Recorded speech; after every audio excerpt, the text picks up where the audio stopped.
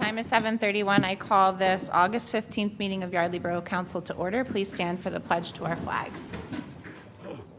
I pledge allegiance to the flag of the United States of America and to the republic for which it stands, one nation, under God, indivisible, with liberty and justice for all. Roll call, please, Mary Ann. Mr. Applebaum? Present. Ms. Siegel Morris? Present. Ms. Scherer? Present. Mr. Carlson? Here. Ms. Thompson? Present. Mr. Curtin and Mr. Finer are not in attendance. Thank you. We will move on to community announcements. I'll start with, this week is Restaurant Week. Mr. Applebaum, Councilperson Applebaum, would you like to share more about Restaurant Week since you've been doing a lot of work on that? I was actually going to defer to Mr. Wayne when we get to his public comment. Thank you. Okay. Any other community announcements this evening? Hearing none, we will move on to public comment. This is the portion of the meeting where members of the public can address council on items not on the agenda. Please keep your comments to 3 minutes or less. Hi, Rich Wayne, Yardley Harvest Day Committee and Experience Yardley volunteer. Restaurant Week is going well, as evidenced by the traffic jam in town tonight. The menu should be up shortly on the website. Thank you. I'm here to ask for 3 things from council for Harvest Day. One is the most important, is setting the date for next year, September 21st. That would be the 3rd Saturday, traditional. There are no Jewish holidays in September next year. Sounds good. We'll have it as part of our calendar review in January, as we always do. Okay, because we need to know that, because our food trucks and our crafters set their schedules a year in advance. I don't know if we want to put it on our agenda at the next meeting, or West, September 21st, next year, Harvest Day. You have our verbal nod of approval, and we will put it officially on the agenda Okay, thank you. next time. The other thing is I need a worst-case scenario option for porta potties on College Avenue. There is a lot that we used last year. I don't believe construction will start on that. The borough manager let me know the timetable on that. Person who owns it plans to develop it, but I don't think they'll be building yet. That's number one option, because it's perfect. It's off the road. It's got a driveway apron already. It goes perfectly there. Option B would be behind Carl Perella's garage, not blocking car lane, but like against it. If I can't do either of those, we would like to put it on the sidewalk on the side of Carl Perella's garage. It would block the sidewalk that weekend. Again, I don't want to do that, but I don't see a better option. Okay, and when would you need an answer on that? Next meeting. We can look into those 3 options and put it in along with the date for the next meeting. I'm reasonably confident that the preferred option is going to happen, but I just need a fail-safe if the other 2 don't. That's all. We appreciate having contingency plans. Thank you. And the last one is, can the Public Works contractor put in some wasp traps the week before Harvest Day in the field? We had a problem there last year, and last time the Girl Scouts had a camp there, they had a problem with the wasps. Those are 3 Sure, that things. sounds reasonable. Wasps or mice? Wasp. Oh, I thought you said mice. Okay. No, that would be a different problem. Thank you. Anything else? Well, that's it. Thank you for all you do. Thank you. Any other public comment this evening? Hearing none, we will move on to consideration of the consent agenda dated August 15th, which includes approval of the minutes dated July 18th, Ride for Autism on September 9th, 2023, which will impact Reading, College, and Canal Streets, Yardley Friends Meeting Flea Market on 9/9 with a rain date of 9/16, and certificates of appropriateness 22-23, 20 South Main Street sign, 22-28, 25 South Main Street ATM upgrades, 23-29, 106 South Main Street fence, and 23-30, 1 South Main Street signs. I will ask that the minutes be removed since I was not here. Does any other member of council wish to remove an item from the consent agenda?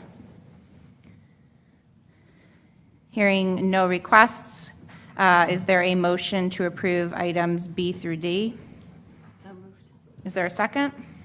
Second. Motion was made by Councilperson Siegel Morris, seconded by Councilperson Carlson. Discussion from council? From the public? All those in favor, please signify by saying aye. Aye. Any opposed? Abstentions? Abstention if I wasn't here. No, not for any of these. We'll vote on the minutes separately. Thank you for asking. So that's 1, 2, 3, 4, 5. Motion carries 5-0. And now I will hear a motion to approve the minutes dated July 18th, 2023. So moved. Is there a second? Second. Motion was made by Councilperson Siegel Morris, seconded by Councilperson Carlson. Discussion from council or the public? All those in favor, please signify by saying aye. Aye. Any opposed? Abstentions? Aye. You would abstain from that. Motion carries 3-0-2. All right, police chief's report, please. Yes, ma'am. I have service statistics for July 2023. Police Department responded to 818 calls for service, issued 106 moving traffic citations, 1 criminal citation, investigated 11 motor vehicle accidents, and made 4 arrests, 1 of which was for DUI. And that is my report. Thank you. Manager's report. First, I'm asking council's consensus on the finance report dated August 15th, 2023. Any issues on the finance report as submitted? Okay. And I have some stats for July and part of August. We've been very busy this summer. As you know, we have a couple projects going on, but we're still managing to get a great start on the 2024 budget. We've had 7 zoning permits. We have a zoning hearing board a week from Monday. That's for 37 South Delaware. We've had 11 building permits. UNOs for July and part of August, there was 9 UNOs. 7 trash certifications. Real estate transfer tax for June was $9,662.80, and July was $18,056.50. Rate to no's, we've had 7 rate to no's in July and this part of August. No appeals.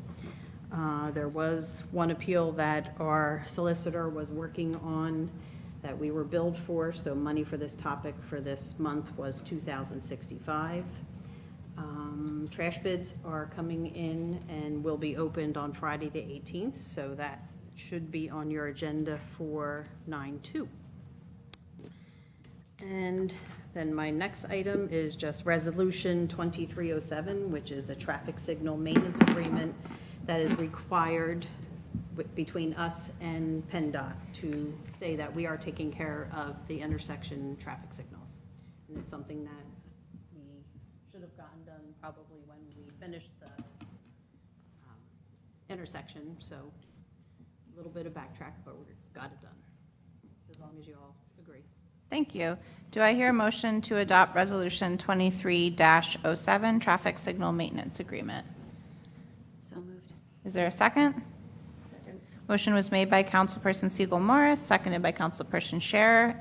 Any questions on this or discussion from council? From the public? All those in favor, please signify by saying aye. Aye. Any opposed? Abstentions? Motion carries 5-0. Thank you. Engineers report, please. Thank you. We have a few items for council's consideration this evening. The first item is for consideration of FEMA-funded 81 North Delaware Avenue Elevation Project, payment certificate number 5. The contractor submitted a payment certificate number 5 for the Subject project, RVE recommends approval of payment certificate number 5 in the amount of $27,440 to Caddick Construction Company, Inc. Do I hear a motion to that effect? So moved. Is there a second? Motion is made by Councilperson Carlson, seconded by Councilperson Siegel Morris. Any discussion from council? From the public? All those in favor, please signify by saying aye. Aye. Any opposed? Abstentions? Motion carries 5-0. Okay, the next item is for the FEMA-funded 81 North Delaware Avenue elevation project. It's for the alternates payment certificate number 2. The contractor submitted payment certificate number 2 alternates request for the project. This request is the homeowner's responsibility through escrow through the borough. RVE recommends approval of payment certificate number 2 in the amount of $2,250 to Caddick Construction Company, Inc. Thank you. Do I hear a motion to that effect? So moved. Is there a second? Motion was made by Councilperson Carlson, seconded by Councilperson Scher. Any discussion from council? From the public? All those in favor, please signify by saying aye. Aye. Any opposed? Abstentions? Motion carries 5-0. Okay, just for a project update, is for Mary Yardley pedestrian replacement bridge. Per our last council meeting, the contractor was going to mobilize and begin replacement of the pedestrian bridge while Yardley Borough is coordinating with PICO for the purchase of the PICO lot. As you could see today, the bridge work is under construction. What we are looking for right now, as of yesterday, the bridge would be assembled and installed the week of the 10th, September 10th. And then we'll be working with the contractor for additional scope to provide some temporary access to the bridge on the easterly side while the PICO lot purchase is in progress. That's certainly good news. Any questions for the engineer on this update? From the public? Thank you, Mr. Foley.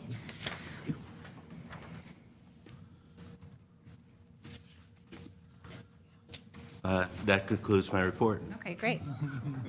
Solicitor's report. Thank you. I have no report this evening. Mayor's report. Thank you. Just two quick items. On a sad note, I wanted to just take a moment and recognize the passing of Michael Plaza, who was a longtime Yardley Makeville firefighter and also a longtime family friend. I'm sure you've probably seen the buntings on both of the firehouses. So much too young, but just want to let everybody know we have him in our thoughts and prayers. And then also wanted to thank the Yardley Inn, the Continental, and the Vault for their contributions to the Yardley Borough on-air radio show today, promoting Restaurant Week. We had a good time sharing some of their food and tasting some new things, so their contributions were much appreciated. Thank you. Moving on to the council member reports. Councilperson Siegel Morris. No report this evening. Mr. Feiner is not here. Mr. Curtin is not here.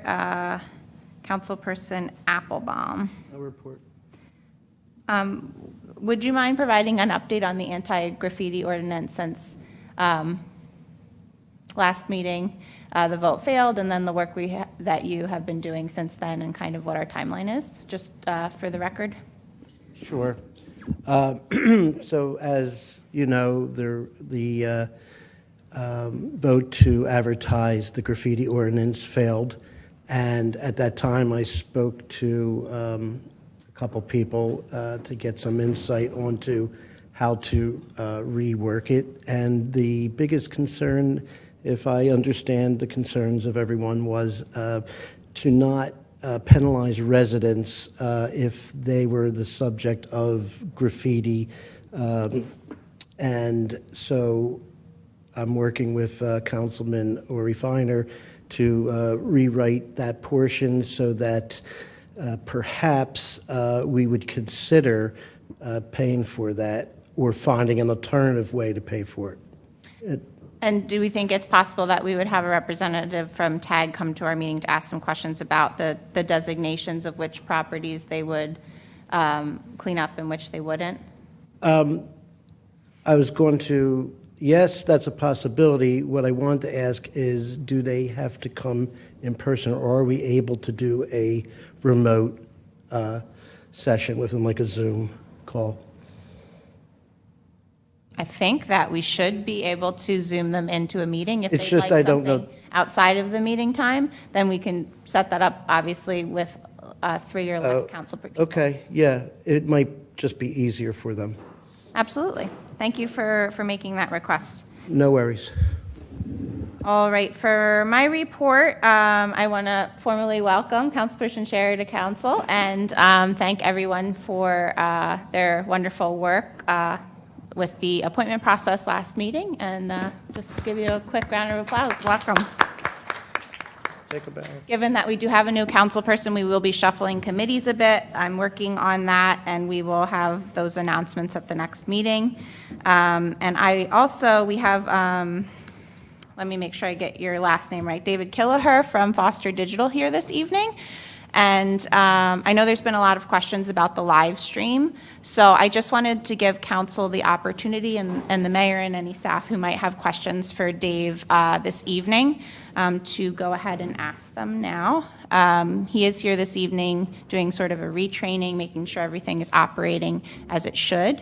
We are still waiting for a few pieces of equipment, but for the most part, we are confident we can get what we have up and running successfully. So I don't know if there's any preamble you want to offer about, getting to this point and issues that we've had.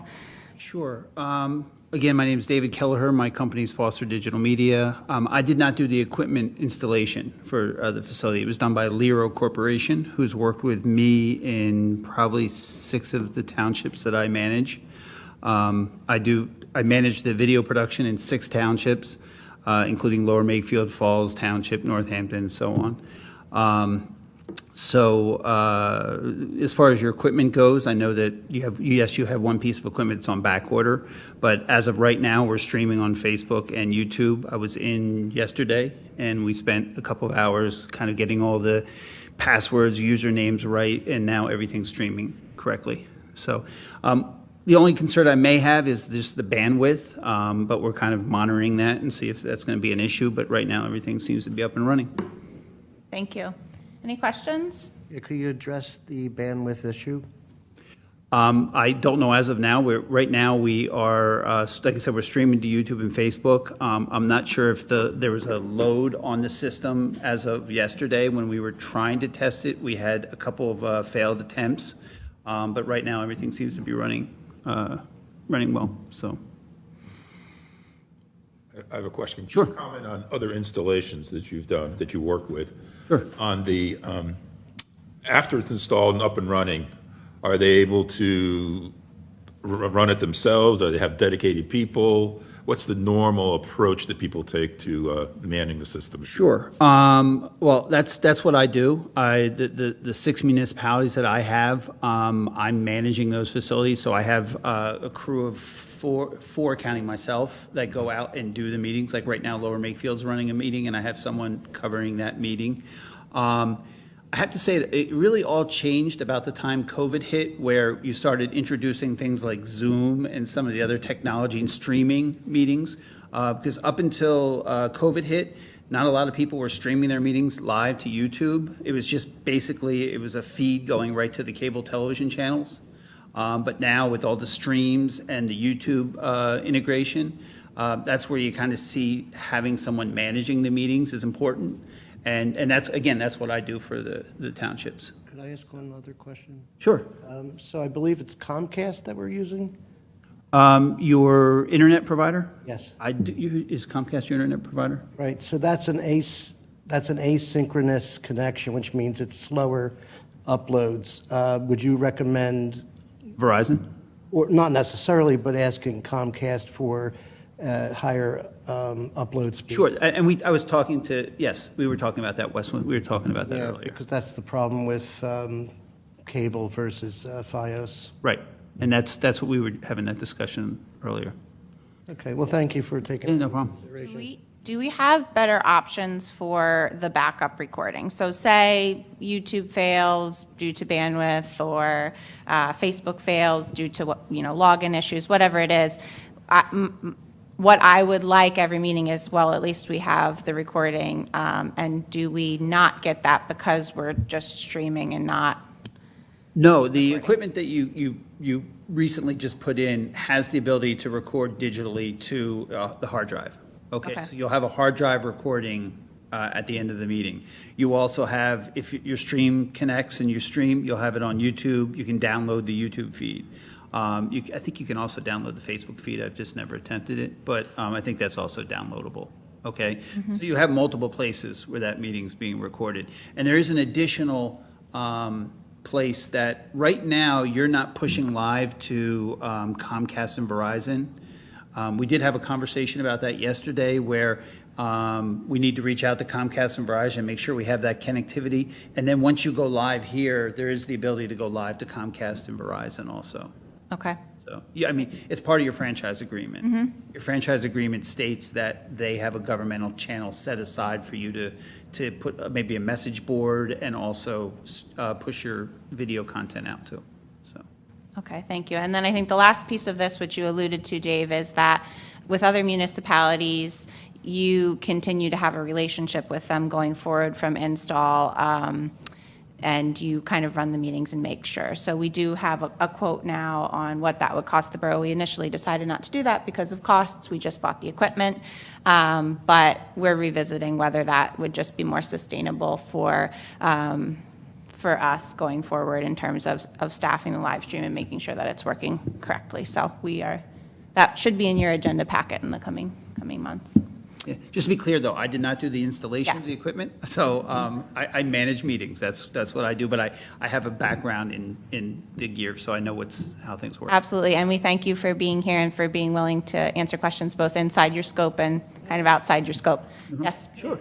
So if you don't manage the equipment, and there was a problem with the equipment, then I guess you have to reach out to the people who, Well, how that works. I'm So it's kind of more I'm been- local. I can help out. I mean, so that's, you know how to fix it. I grew up just down the road, McKinley Avenue. Okay, so Oh. even though you didn't install it, you could actually fix it? Yeah, Okay. I can. Yes, we're not saying that there is an issue with the equipment, though. We're still learning how to use it. Yes.